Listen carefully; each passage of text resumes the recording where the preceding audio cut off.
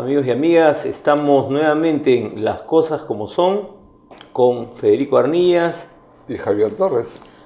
Este día vamos a conversar sobre un tema que mueve a varias regiones en este momento.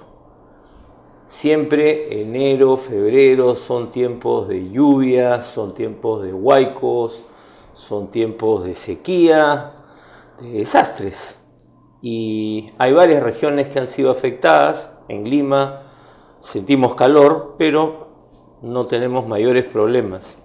Bueno, los problemas se van a presentar si es que no se recargan los reservorios y Lima va a estar en riesgo de enfrentar una sequía. Creo que ese es el problema principal hoy día en el país y lo hemos visto directamente. Estuvimos en Piura los días pasados mirando cómo estaba el caudal del río y cómo está la preocupación de la gente. Lo tenemos en Tumbes hoy día y ya los problemas se sienten en el ganado.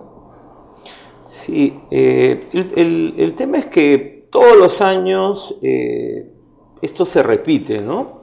En Noticias Serio, todos los años propongo a los compañeros del SER, vamos a hacer, en estas fechas, ¿no? Vamos a hacer el editorial de siempre, que es más o menos, hay desastres y la gente responde como puede, se enfrenta a los problemas. La gente desde Lima ayuda, manda apoyos coordinado o descoordinadamente, muchas veces por iniciativa de sociedad civil, y el Estado entra en una suerte de crisis porque no se sabe a quién le toca qué. Pero ¿Eso es cierto? No es exacto del todo. Por ejemplo, yo estaba revisando cómo estamos en el presupuesto de este año. Tenemos 820 millones de soles en el presupuesto inicial de apertura para gestión de riesgos, un programa presupuestal de reducción de vulnerabilidades y atención por desastres. Pero cuando uno empieza a ver para qué hay plata, te das cuenta que no hay plata necesariamente para el tipo de fenómenos que tenemos, ¿no?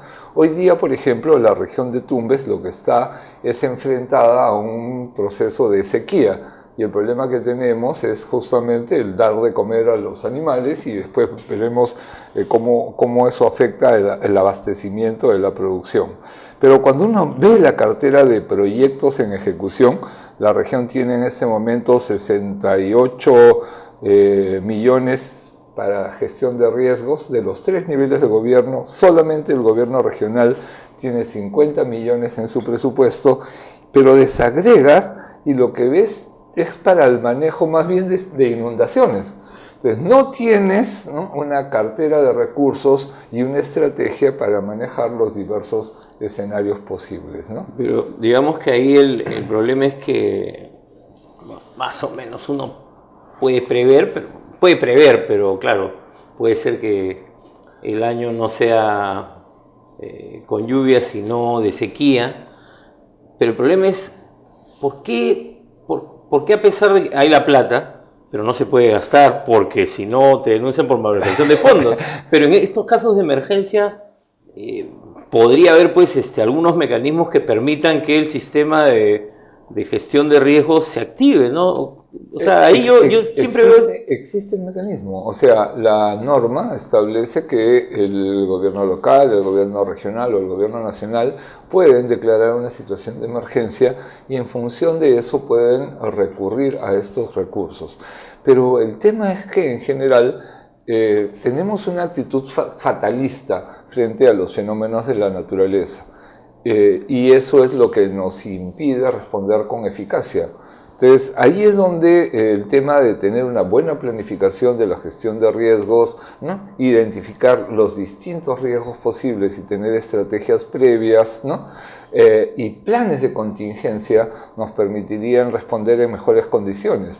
Y lo hemos visto en varios escenarios. En Madre de Dios, por ejemplo, estamos en el escenario inverso, ¿no es cierto?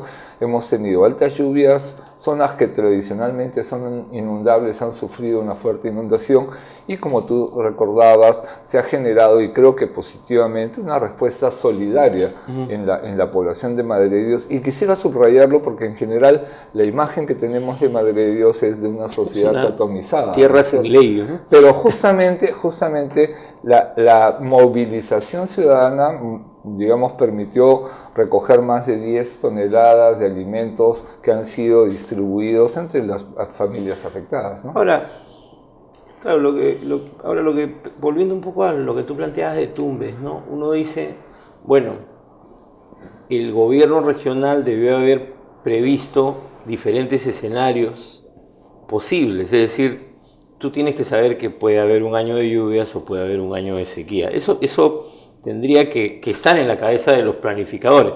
Pero el otro tema, y nosotros lo hemos visto en Puno, es que siempre hay un debate entre el gobierno local y el gobierno regional sobre en qué momento declaras la emergencia, porque de repente hay mucha afectación en un distrito o en algunas comunidades y en el resto de las zonas no ha habido mayor impacto. Entonces los funcionarios del gobierno regional dicen, no, pero tiene que haber una determinada cantidad de hectáreas afectadas para que podamos declarar una emergencia o una cantidad de personas. Entonces, y ahí lo que nosotros vemos es que se arma una discusión en la que se pierde tiempo. O sea, yo no conozco bien cómo funciona este nuevo sistema que se ha creado hace muy poco, ¿no? 3, 4 años, la nueva ley, digamos, ¿no? Pero como que todavía falta ahí que la cosa funcione bien. Totalmente de acuerdo contigo. Ahí hay un tema de acople, digamos, de las piezas del sistema. Hemos pasado de un sistema con una sola cabeza, digamos, en su momento el INDECI, a un esquema de 3 patas, que tiene una de prevención, una de respuesta a situaciones de emergencia y una tercera pata que es la coordinación entre ambas, ¿no? Entonces ahí tenemos un escenario que hay que ver cómo evoluciona. Pero quizás lo que tú señalas nos lleva a identificar estos diversos grados de afectación que suponen diversas escalas o estrategias de intervención. A veces una intervención puede ser en un espacio muy pequeño del territorio. Estoy pensando, por ejemplo, en lo que nos ha ocurrido en Huancavelica, ¿no es cierto? Se produce un deslizamiento, ¿no? Pero afecta 2 vías claves, la del tren y la carretera. Claro. Y en ese momento tiene, si bien no una gran afectación directa, ¿no?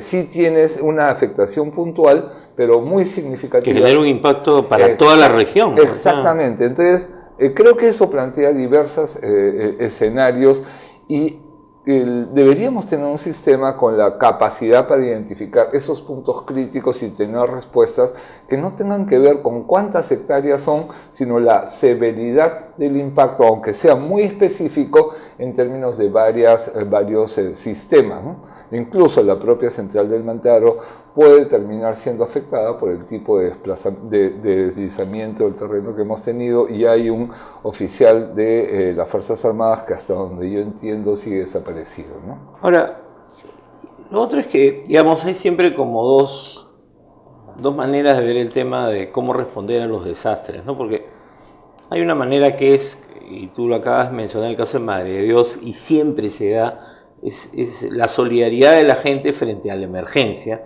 Entonces tú respondes con ayudas que sirven para paliar la emergencia, es decir, la frazada, hace frío, la casaca, la carpa, en fin, la comida, ¿no? Pero lo otro es toda una estrategia de respuesta que digamos, ya tendría que estar como pensada previamente. Eso es lo que yo digo. Yo no sé si en el tema del trabajo de la mesa, ustedes han avanzado ahí, o tú ves avances de los sectores, porque yo cada vez que veo este tema... Me vas a dejar tiempo para el comercial final, ¿no? Sí, sí. Porque sí, efectivamente, hemos venido trabajando el tema de gestión de riesgos, ¿no? Y el manejo de las situaciones de desastres. Es una línea de trabajo de la mesa por el impacto en pobreza. Pero la clave está en que en cada nivel de gobierno tengamos estrategias para intervenir, y no solamente para unos escenarios, sino que podamos evaluar los diversos escenarios extremos. Y quizás ese es el trabajo en cada localidad, tener compromisos de gestión que permitan que podamos responder con eficacia, con oportunidad y sin despreciar la solidaridad, pero sí con una política pública que anticipe situaciones, ¿no? Creo que esos son los desafíos que tenemos en este momento en el país, ¿no?